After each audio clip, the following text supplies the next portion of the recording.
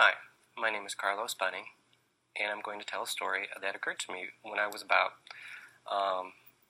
maybe 10 or 11 years old, and it happened to me when I was living in a town called Córdoba, Argentina.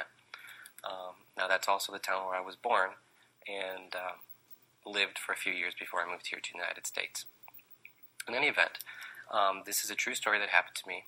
I think it was either a Saturday or Sunday afternoon, and I had a friend of mine come over, and we were playing out in my backyard. At the time, I had a little dog, a little Pekingese dog called Chester, and we're playing, doing our little kids games, when all of a sudden we heard machine gun fire outside the house. Well, being 10 or 11, you're just kind of like, wow, that's kind of cool. What's all that about? So we booked over to the front of the house, opened the door, and outside we could hear more gunfire, machine gun fire, and people running and screaming in terror. It wasn't the first time I'd seen something like this, because in Argentina, things like this happen not often, but enough to more or less people got used to it. Just as a side note, this was occurring during a time of great political unrest in Argentina, up until the late 70s, or maybe until in the 70s, around that time. Up until that time, we had a military dictatorship control the government. Afterwards, it became a democracy.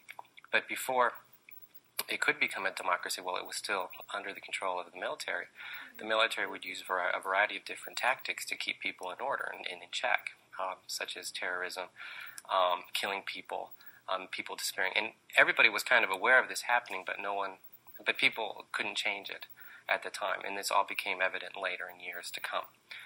During all of this time, it was called El Tiempo de los Desaparecidos, or the time of the disappearing people. People would disappear, literally, without any traces. I had a cousin of mine that was killed in this manner. He was killed and tortured in front of his family. He was 14 and believed to be in some kind of political counter-movement. But all of this was happening. People were disappearing. Terror was, things would happen in the streets where machine gun fire would take over. And in this particular day, it happened that machine gun fire, was going in front of my street. And as I'm watching, and now back to the point, I'm sorry, back to the story, when all the people were screaming and all that, I heard the phone ring.